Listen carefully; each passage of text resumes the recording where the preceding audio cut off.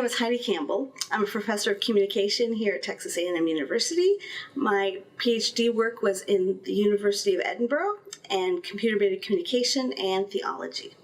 So I was doing my master's at the University of Edinburgh, and I remember a friend of mine who was a librarian sent me an email, and again, this was 1996, early days of the internet, and she's like, hey, I saw this group, you're doing this master's in theology, it's about religion, and this group of people that get online and talk about religion together. So I remember kind of sitting in this empty computer lab and looking at the space and looking at how people were reacting, even in this bulletin board, which is a really kind of early form of internet technology, and just being able to say, wow, how these people from all around the world were forming what they were calling this cyber church. And what would that mean for offline churches? And it was kind of in that moment, it kind of spurred on one of my first essays in my master's course, and later became the subject of my PhD. One of the problems I'm really interested in is how new technologies challenge our notion of authority, especially traditional authority leaders and structures in a community. And so how maybe the new practices that allow people to talk to people or find out information that they didn't once have access to in religious groups. I'm interested in to see how does the technology allow that transgression, and to what extent do religious leaders kind of see that as a threat or an opportunity for them. So I think smartphones, especially the iPhone, and the birth of kind of app culture has been really important for religious use of technology, because these apps allow people to integrate their practices in a more 24/7 holistic way. So apps allow people to kind of,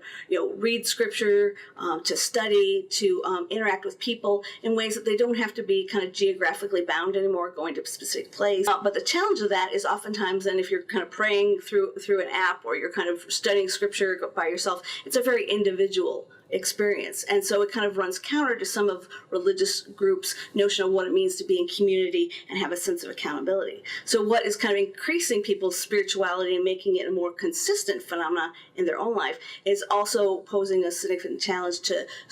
religious structures, in that it's kind of maybe drawing them into more individualized practices. One of the impacts I hope to have with my work is to create greater understanding about how religion functions and its role in not just digital culture, but culture in general. In a post-9/11 world, we've often had very negative images of different religious traditions within American culture, and I want to show that actually if we kind of do the work to understand their background, their core values, we will find that there's a lot more commonality than divergence, and that actually digital discourses need to be cultivated to create tolerance, rather than just be left unto themselves, that create kind of intolerance and incivility online.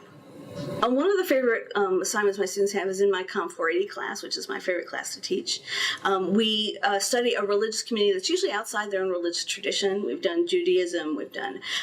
Islam, we've done Hinduism. And so part of it is bringing in people from that religious tradition to talk to us about kind of how they communicate as well as how they see media. And then we go to a religious worship service of that community and look at how do they use media, interact with text and images. Students in my Com 480 class often say that this is their favorite assignment, that it wasn't until they actually went to a mosque or they went to the synagogue that they actually understood what that religion was all about, seeing both the similarities to maybe their own religious tradition experience, or as well as how some of the assumptions can be made by outsiders of that tradition by actually kind of engaging in the practice, saying, oh, this is what they really mean, rather than this is how they're viewed from an outside perspective. Getting to talk to the imam or talk to the rabbi and find out, oh, this is what we mean when we do this, and this is why we see media in this particular way. One of the things I really hope students understand, especially in the media and media religion classes I teach, is that when you look at media, you need to look at it in a multi-layered perspective. You can't just say this is the message and this is what it means, but you need to look at the culture in which that media message was produced, the values and background of whether it's the person speaking or the person producing that show, and those kind of those cultural as well as kind of technological values inform the message, not just what they're trying to communicate, but how they see it, and saying the message they're communicating and how I'm reading it may be different, and begin to look at it from both perspectives rather than just saying this is the audience perspective.